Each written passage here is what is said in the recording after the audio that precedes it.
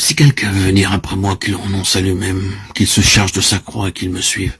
Matthieu 16, 24. Renoncer à soi-même. D'un mot, le Seigneur va droit au but. Il arrive que l'homme soit prêt à renoncer à certaines choses, à des choses agréables. Il arrive qu'il soit prêt à renoncer au péché. Mais renoncer à soi-même, à ce moi qu'il chérit tant, renoncer à en faire le mobile de sa vie, le ressort de ses actions, détrôner le moi pour que Jésus prenne sa place.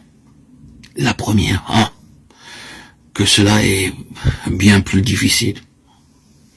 Renoncer à soi-même, frères et sœurs bien-aimés en Christ, l'emploi de tout autre mot eût amoindri, limité le champ d'action de la croix, et par conséquent, limiter la délivrance. En effet, chers amis, le résultat ultime de la croix, c'est l'affranchissement de soi-même, la délivrance du moi. Auditeur, auditrice, si quelqu'un se charge de la croix, accepte l'esprit de la croix, manifesté en Christ au calvaire, et renonce à soi-même, il est alors assuré d'être affranchi du péché, des terreurs de la loi du monde et de l'esclavage de Satan. Qu'il soit 1000 fois béni cet évangile du calvaire dans sa simplicité, sa profondeur, son efficacité, sa sagesse, car le moi est bien la cause de tous les troubles, de toutes les rébellions, tous les égoïsmes, de l'orgueil et du péché.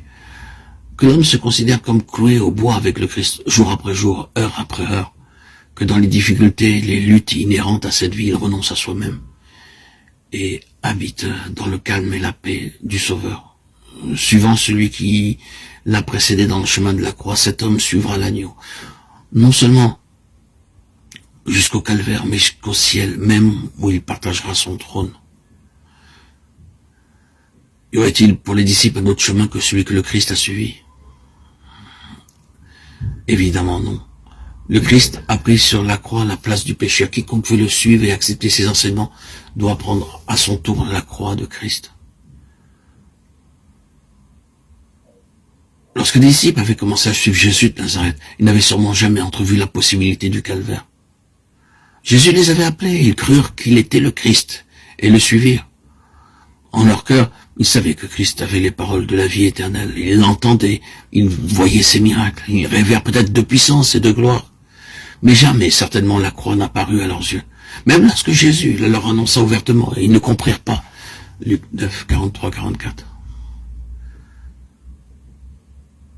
Il en va toujours de même avec la plupart des enfants de Dieu. Ils n'envisagent pas la possibilité de la croix. Mais les premiers disciples ne savaient pas ce que nous savons. La tragédie du calvaire ne s'était pas encore déroulée sous leurs yeux. Ceux qui suivent un Seigneur crucifié doivent l'être à leur tour. Ici-bas, la croix. Au ciel seulement.